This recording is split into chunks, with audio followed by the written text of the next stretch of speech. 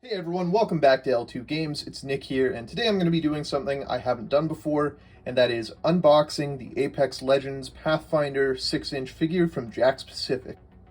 Now, this is the Series 3 Pathfinder with the rare crash test skin. Like I said, this is the first time we've done this, so we're going to see how it does. If you've been watching the channel a lot lately, you'll know that I've been uploading a lot of Apex Legends content, and so I sort of wanted to branch out into collectibles. So this video is going to be kind of a test run. We'll see how it does. If the feedback's good, I'll try to do more. I say try because right now these figures are kind of hard to come by where I live, so we'll see what we can do with that. But anyway, let's get to the figure. So, just to give you a closer look at the box, Apex Legends, here we've got Pathfinder. Of course, he comes with the P2020 and the boxing glove heirloom. Pathfinder crash test. Of course, it's made by Jakks Pacific. So, give you a look at the side of the box here.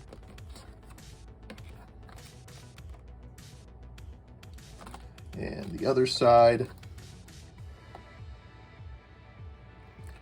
Okay, and then taking a look at the back. So, got a little bit of information about Pathfinder. So, his real name, of course, Pathfinder's a modified Marvin robot. Age, doesn't know. Homeworld, try and find out. And then we've got Pathfinder's ability, so his grappling hook, insider knowledge passive, and his zipline gun ultimate. So as I said before, this version of Pathfinder is the crash test from Series 3, so that series is Mirage, then the Youngblood skin Bloodhound, and of course this Pathfinder. You can see here, 25 points of articulation, P2020 boxing glove heirloom.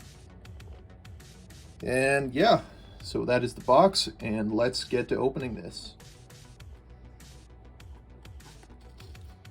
Just gonna carefully cut that tape there. Okay. A bit more tape on the side. Yes, we do.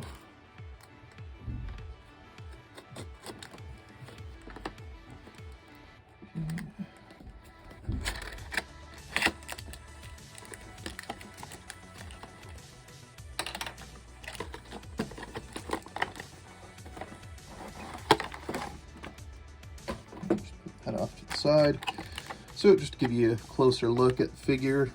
Now I noticed that this one is actually not in the best condition. You'll see his little holographic chest plate here is sort of coming off. It's just a sticker, but it's already starting to peel. I have a few other of these figures, and they're obviously not the highest quality ones. They're around 20 to 30 bucks retail here, depending on where you get them. But yeah, let's take a closer look at this. So let's start with the boxing gloves. So, let's get these out of here.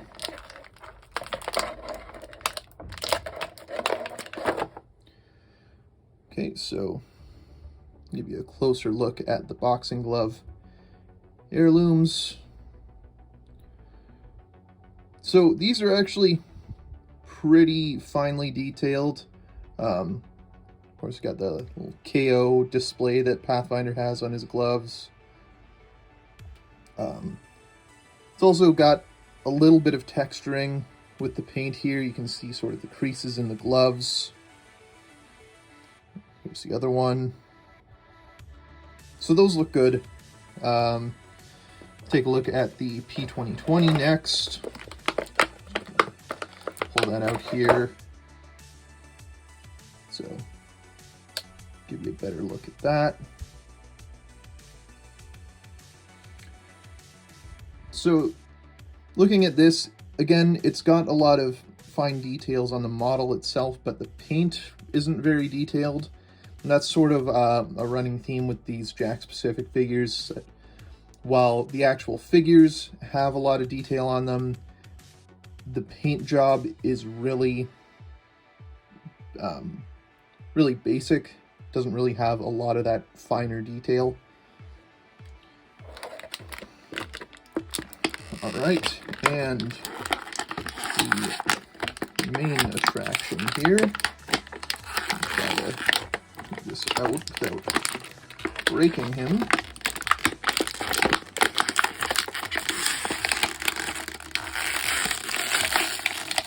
And this one's off. Okay. And so here we have Pathfinder himself. So look at the front here. And flip that over. Get a look at the back. So as I said before, the model itself is fairly detailed. You can see on his arm here, the little details here, on his chest as well. But the paint job is fairly monochromatic. There's not a lot of fine paint details, no real texture as far as the paint goes. So it's a very simple looking figure. It's also got these little stickers, I think, on him. These crash test stickers here. So not super detailed, but for the price you pay, it's still a nice collectible to have in your collection. If you look at his zipline here, it's actually a lot more detailed than the rest of the figure, so that is pretty nice. One of the problems I've had with these Jakks Pacific figures is that generally they're tough to move at the joints. So this one doesn't articulate super well at the head. It only moves a few degrees either way. The arms, see, I'm having trouble bending this here, so I don't want to break it, but it takes a bit of force to actually get it to move. Same thing on the other side. It's a little tough to get it actually moving, and it's actually even harder to get it to move back, so I'm just going to not do that for now. I don't want to break it. Actually, that leg is surprisingly easy to move, so compared to the other figures, this is actually pretty good as far as the articulation goes. This leg moves all right. I noticed with some of them there's a little bit of inconsistency, so like one leg will move a lot better than the other. So that can be kind of annoying. And then of course, it comes with this little stand here with the Apex logo on it, so you can use that to put them on display somewhere. So just for a bit of a comparison here, you can see I've got the Mirage Apex Legends Jakks Pacific figure here, and not super detailed as far as the paint goes. Again, that fairly monotone looking paint job on it, but the actual figure itself does have a lot of those finer details, so you can see the texture on his clothing here. Now, I also have this other figure though, also made by Jakks Pacific, but it's not part of their mainline series. It is Revenant here, and you can see he's got a lot more fine detail as far as the paint job, so you can see different shading here on his scarf, so gives it a little more texture. Same with the loincloth. He's got a lot more texture as far as the paint goes.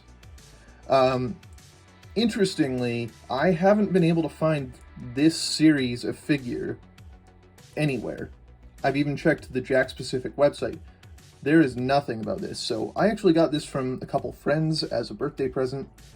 Haven't been able to find any similar ones since then. And again, just for comparison, we've got the Voidwalker Wraith here, and just looking at the knee, it's a little tough to bend here. So again, not the highest quality figures, but they're relatively cheap, so I wouldn't expect them to be perfect, but yeah, a little tough to move. Alright, so we're going to go ahead here and get Pathfinder all set up. So, let's see here. You see he's got a couple holes on his feet to stand him on the pegs on this stand here. So, try to get him in there. Now, one of the problems I have with these, and that I'm having right now, is actually that the holes on their feet don't fit very well with these pegs, so they come loose pretty easily. I'm having a hard time even getting him on them. There we go. So, yeah, that's a little tough, but we got it.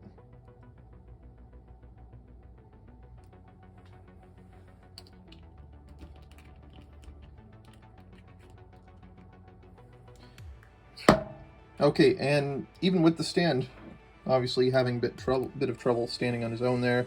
You'll see his foot already came off the peg, so not the best fit. Again, just try and keep in mind that this is not the most expensive figure, so not going to be super high quality. So yeah, the pegs aren't even going all the way in there, so just to give you a look at that, won't go all the way into the socket on his foot. Okay, so after struggling with it for about 5 minutes, I finally managed to get Pathfinder to stay standing on his own. See, he's got the boxing gloves on here. I noticed when putting on the boxing gloves that they're a really snug fit on his hands, so I would just be careful if you're planning on taking those off. I don't want to rip his hands out of his sockets, and with these figures, I kind of feel like maybe that could happen. So overall, pretty good looking figure for the price you pay. Again, this is a fairly low price, so it's more of a budget collectible. It's not going to have super fine paint details, so if you're a bit of a stickler for detail, this might not be for you. But if you're just looking to have a nice solid collection of Apex figures at a relatively low price, this is definitely one to have. Now, one problem with Pathfinder is you'll notice, like all these other Jakks Pacific figures, he's got this peg on his back, and that's used to hold the secondary weapon that comes with most of these. So I tried to put the P2020 on there. It doesn't actually fit, so we've just handed that off to Mirage for now.